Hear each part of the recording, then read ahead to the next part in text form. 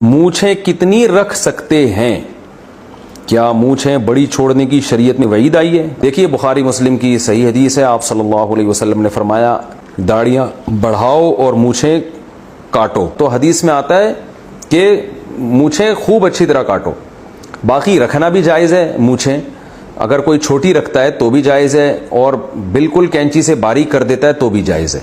तो रहा ये कि बड़ी रखना जायज़ है या नहीं, तो उलमा कहते हैं जो हदीस में काटने का हुक्म है ना, तो इतनी कम से कम काटी जाए कि जो होंठ है उसका जो ऊपर का किनारा है वो खुला रहे।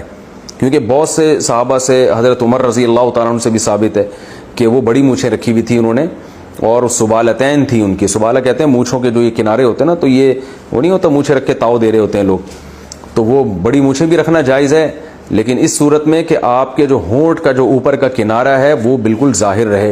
ये जो लोगों ने मूछें रखी हुई होती हैं कि ऊपर के होंठ ढक जाता है, ये जायज़ नहीं है, गुनाह की बात है, और उससे वो खाने पीने में भी कराहत होती है, बाल डूब रहे होते हैं तो बिल्कुल ही होंठ ही गायब हो जाते हैं, तो ये जायज़ नहीं है। बाकी अफजल क्या है, सुन्नत क्या है कि कैंची से मूछों को बिल्कुल काट के बारीक छोटा कर दिया जाए।